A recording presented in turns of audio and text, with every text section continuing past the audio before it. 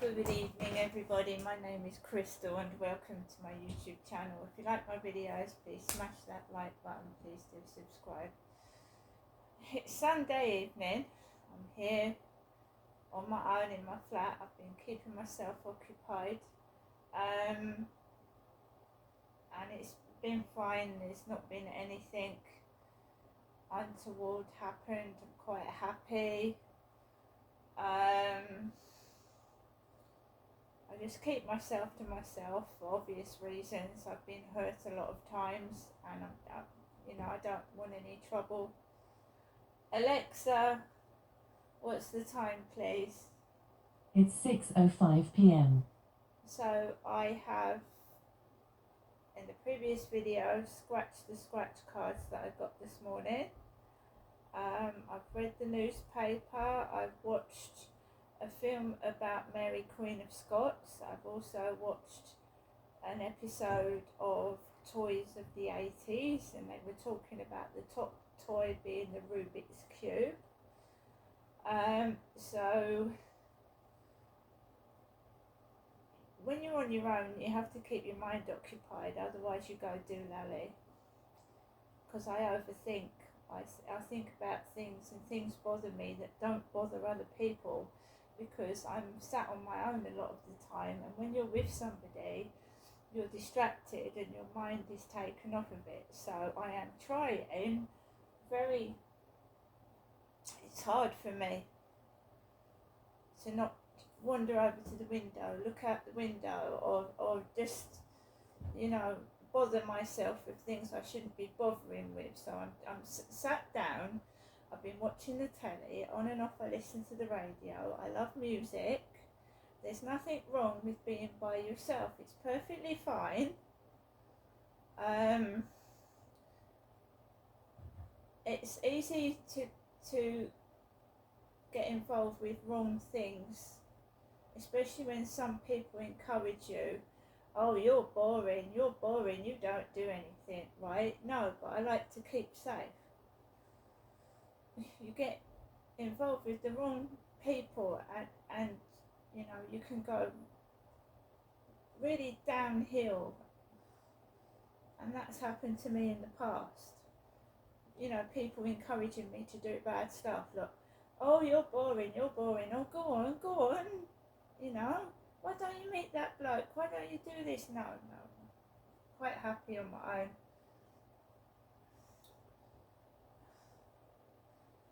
So I've got to take Max out for a walk.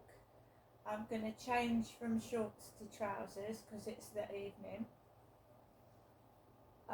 It is hot, but I want to keep safe on the field. There has been instances where that Charlie's appeared on the field in the evening, and I don't know whether it's brainwashing or witchcraft, but when you're at a low ebb or when you feel happy, someone can take an advantage of you and make something that is horrible look nice. I don't know how to explain it.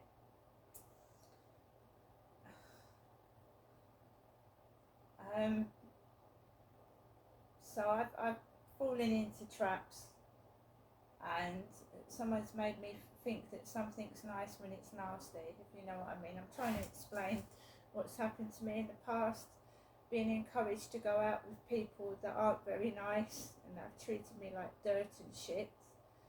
And I'm just like keeping away from all that. And I get it, like people think, oh, you're boring, but isn't it better to be safe than bored, than being reckless and dead, or taking chances with an unscrupulous male, and like that poor woman off Tinder that got cut up and put in a suitcase, if you know what I mean. So I don't take any notice of people trying to encourage me to do anything bad, because it's not going to work, not this time.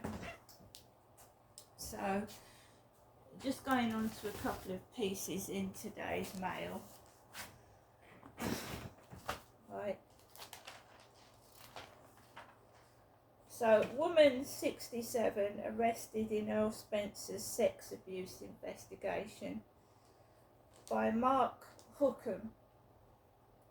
A woman has been arrested by police investigating claims by Princess Diana's brother that he was sexually abused by a matron while at boarding school. The 67-year-old woman was arrested a day after Northamptonshire police announced they had opened a criminal investigation into Earl Spencer's allegations that he was molested, aged just 11, at Maidwell Hall Preparatory School in the 1970s. In his powerful memoir, A Very Private School, an extract of which was published by the Mail on Sunday in March, Earl Spencer, 60, told how an assistant matron, whom he branded a voracious paedophile, groomed him and other young boys. He said that she was 19 or 20 at the time. The Earl candidly wrote how the matron, whom he did not name, had first kissed me on the lips before she promoted me to the second rank of a reverse harem, those she intimately touched. Northamptonshire police announced they had opened an investigation on June 10th, and detectives arrested a Stafford woman the following day. A police spokesman said, "We are in the early stages of investigation a number of non-recent allegations of sexual abuse at Maidwell Hall School. As part of this investigation, we have arrested a 67-year-old woman from Stafford. She has been released on conditional bail while we continue our inquiries." Northamptonshire Police takes all allegations of abuse very seriously, and where reports are made to us, we will pursue all available lines of inquiry to help bring perpetrators to justice.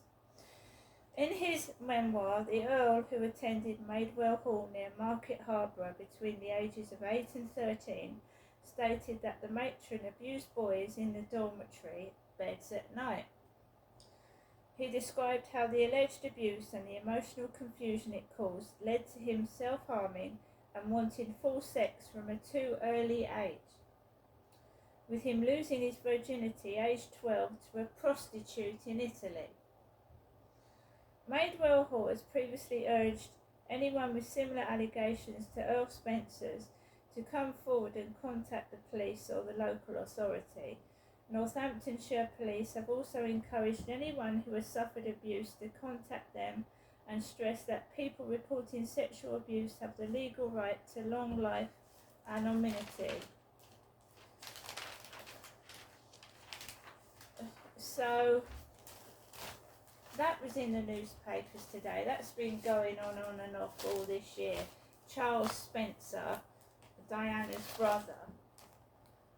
And I might be wrong in saying this, but Charles Spencer, when his sister, Princess Diana, died, dissed the press, dissed the newspapers, dissed it, and blamed paparazzi on his sister's death, right? And he's in the newspaper himself.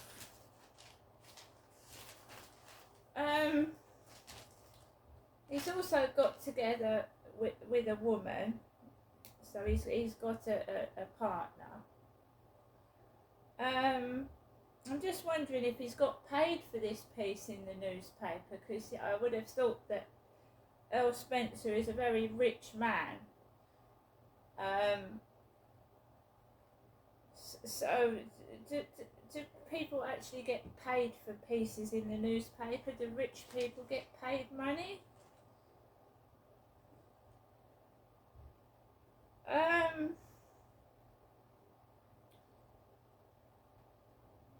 So he was the one that spoke up at Diana's funeral and blamed paparazzi for his sister's death.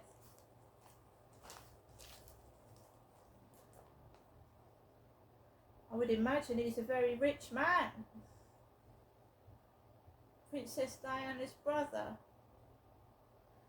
I'm not saying anything. I mean, if he's abused, it's disgusting. Nobody should be abused. I know what abuse is like. and the police did nothing to help me when I reported my father to the police several times. They did nothing at all. They blamed me and was going to arrest me for what my father had done to me, which is disgusting. But I'm glad they're listening to Charles Spencer. I'm glad they're listening to him. Perhaps they'll actually do something with the perpetrator, unlike letting my perpetrator go free.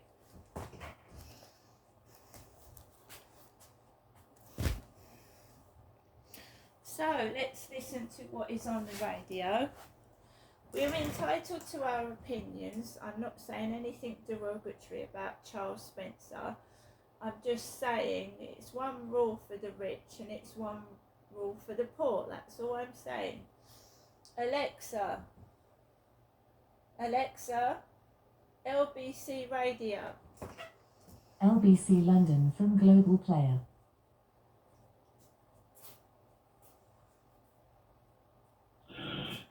Following Boris Johnson, that sort of trust was lost through his behaviour and the information that came out there. And then I went across effectively to Labour, but don't really agree fully with the Labour ideology. But it was the worst of two evils. But as the debating's gone on, I've just lost confidence in them all. I don't trust any of them.